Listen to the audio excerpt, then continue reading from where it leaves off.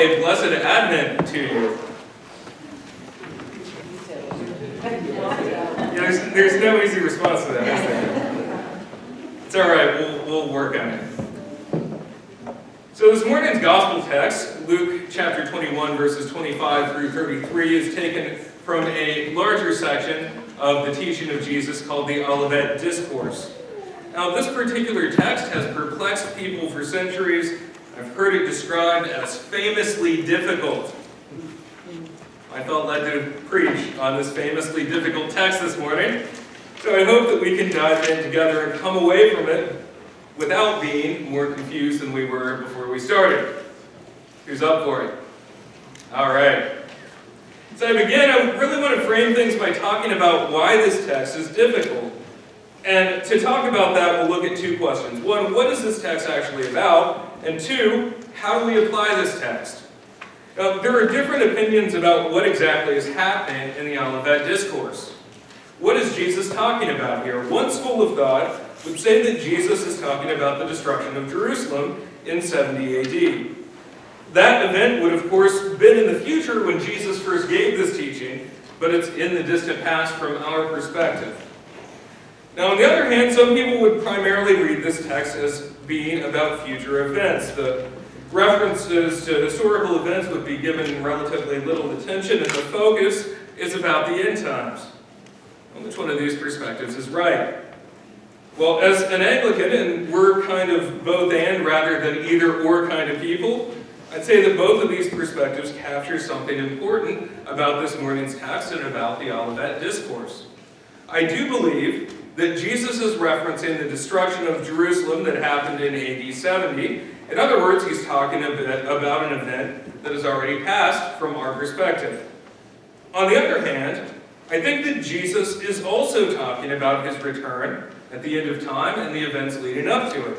We might ask, why does Jesus link these two events together? What's the connection? The answer, I believe, is that these events are linked by themes of tribulation and judgment. The judgment that fell during the destruction of Jerusalem is something of a foretaste of the judgment that is going to happen when Christ comes again in glory to judge the living and the dead. That's the link. Now, that being said, since it's the first Sunday in Advent, I'm going to focus more on the second coming of Christ than on the destruction of Jerusalem this morning, although both of these themes are at work in this morning's text. So that's the first challenge about this morning's text. Here's another challenge. Prophecy about the future, specifically prophecy about the end times, is notoriously difficult to apply. I think we've seen that work out in practice. I remember the first time that I was aware of living through a day that was predicted to be the date of the second coming of Christ.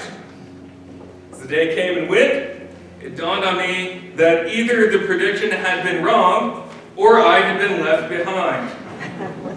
Either way, it was a little disappointing. Applying biblical prophecy can be a pretty imprecise endeavor. It can also just get weird, if we're being honest. I learned that early on growing up as a Christian kid in the Bible Belt. In that context, somebody might have looked at this morning's text and said something like this. The reference to the fig tree is about Vladimir Putin. And the fig tree coming into leaf is about the rise of Russia, and it's going to set the stage for the coming of the Antichrist. And to be clear, this is just a hypothetical example. Please don't leave here prepared today to tell people that your pastor gave a prophecy that Putin is the Antichrist. The point is that when we're looking at applying prophecy, it's important to do so carefully because attempts to tie it all to contemporary events, well, it can get a little creative. All right. So now we're ready to dive into the text, if everyone's still awake. We all good? All right. We've established a couple things about this morning's text. Let's talk some more about kind of the context. First, it's talking about the destruction of Jerusalem in 70 AD as well as the end times. For this morning's purposes, we'll focus on the Lord's return in our treatment of the text. Next, prophecy like this should be applied carefully. We should seek to apply it, certainly, but should do so without unhelpful speculation. I want us to focus on two major points from this morning's text. One, there will be trouble and tribulation before the Lord's return. And two, Christians can face these things with faith and hope and courage. So let's talk about that trouble first, starting in verse 25. There will be signs in sun and moon and stars, and on the earth distress of nations and perplexity because of the roaring of the sea and of the waves, people fainting with fear and with foreboding of what is coming on the world. The powers of the heavens will be shaken. Talking about a period of tribulation. Now, what and when exactly is this tribulation? Thinking about these questions, I think will help us get a better understanding of what's going on here. First of all, I think that there is a sense in which the whole age between the ascension of Christ and the second coming of Christ is characterized by tribulation. To be clear, it's not only that, but think about human history since Christ ascended. Yes, many have come to faith. Yes, Christ's kingdom has gained ground in our world. Yes, the gospel and truth and righteousness have spread. But there's also been rebellion against Christ. Human beings have committed great acts of evil. I mean, look at what happened in the 20th century alone. Satan is still deceiving people with lies. Many people are still in darkness and still in bondage to the world, the flesh, and the devil. And in various ways and in various places, the church has continued to experience persecution through the ages. Sum it up, there's no shortage of death and destruction and deception in our world. Our text seems to be taking it a step further. It seems like these things will intensify immediately before the Lord's return. It's important that we're prepared for that reality. Now, I have no idea if the Lord will come in our lifetimes, but if He does, we're going to have some very intense times ahead of us. Many people won't be ready for that. The world's understanding of history is very different from the Christian understanding of history. What do I mean by that? Well, I'll give some examples. I've heard some people claim that human beings are evolving. We're becoming more and more enlightened, and we're on our way to some kind of a humanist utopia. We'll end up in the kind of world described by John Lennon's Imagine. Imagine there's no countries, it isn't hard to do, nothing to kill or die for, and no religion too. Imagine all the people living life in peace. Maybe we'll even find a way to overcome death by our scientific knowledge. I gotta be real with you guys, I do not find this argument very convincing at all. If we're moving in the direction of there being nothing to kill or die for, and all people living together in peace, it's certainly news to me. Given the course that we are on, that would be a very shocking plot twist, don't you think?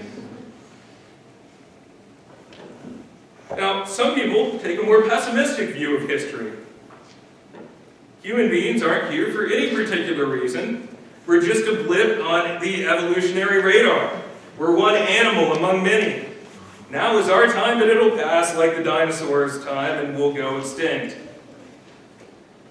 I've even heard people arguing that human beings should go extinct voluntarily because we're bad for the planet. May as well get it over with, I guess, right? I'm always tempted to ask those people, if you really think that, why aren't you going first?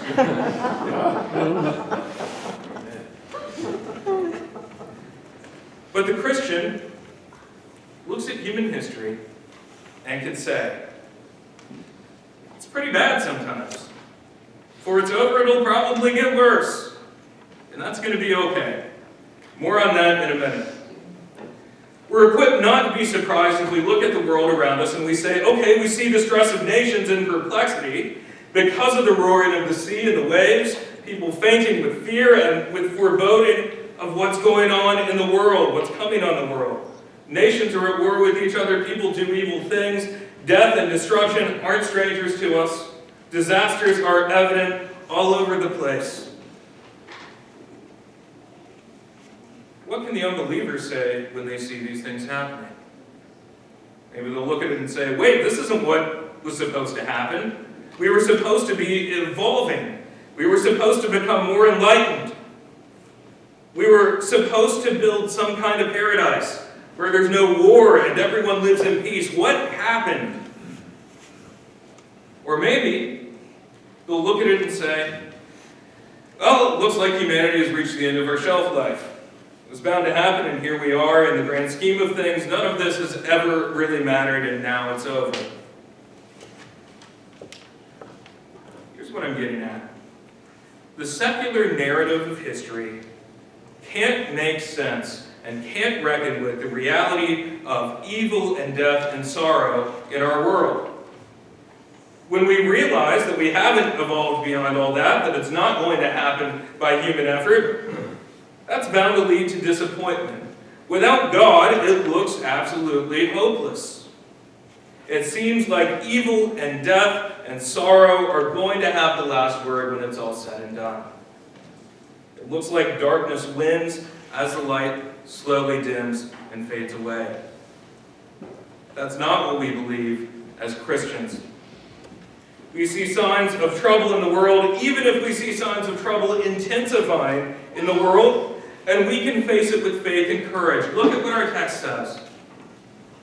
Then they will see the Son of Man coming in a cloud with power and great glory.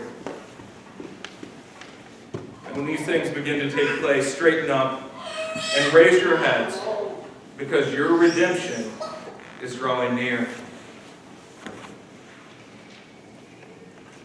Brothers and sisters, we don't need to fear that we are headed for extinction, that we're here by some kind of evolutionary chance. We can look to the future in hope. Let's be clear about what that hope is and what it's not. Our hope isn't that we're going to build some kind of humanist utopia. Our hope isn't that we're going to evolve to some higher state. Our hope isn't that technology is going to save us all. Our hope isn't in the perfectibility of man. Our hope is that the Son of Man is coming with power and great glory. Our hope is that Jesus will return just as he promised. I don't know about you, but I will take Christ and his kingdom over John Lennon's Imagine.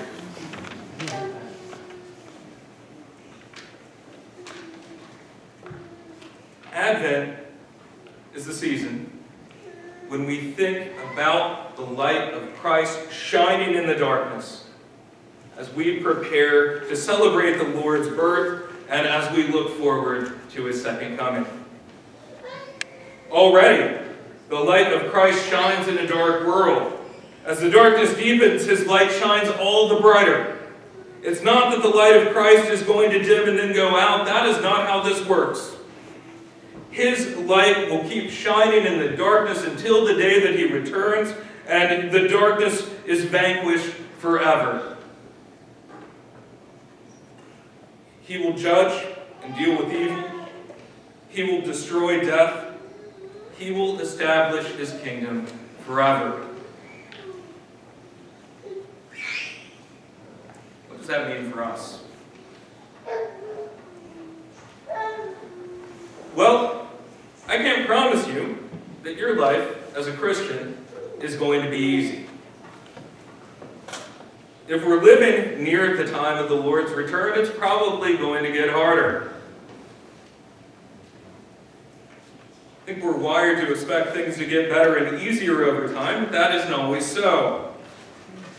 I think about the trajectory of my life as a millennial. I was a kid during the 90s. It seemed like this period of infinite possibility. It seemed like things would get better and better. The Soviet Union had fallen. There was relative peace in the world. The economy was booming. Technology was unlocking possibilities that seemed unprecedented. Then September 11th happened, and it seemed like the peaceful years of my childhood were lost forever. Doesn't feel like we've ever gotten those peaceful years back. As the years went on, we became adults. Experts would begin to say that my generation would, by most measures, have it worse than our parents did when they entered adulthood. Here's what I'm getting at. If we put our hope in the march of progress, if that's what we're trusting in, we're going to be disappointed. This world is still uncertain. People are still capable of great evil. The human heart doesn't change from generation to generation, and the sorrows of this life are always prone to striking without warning. So what do we do? What if 2025 turns out to be worse for us than 2024? What if the conditions of our world leave people perplexed and fainting with fear and foreboding, as our text puts it? What do we do? I'd simply say this: we look to Jesus. We look to Jesus. He's going to return. He's going to raise the dead. He's going to judge.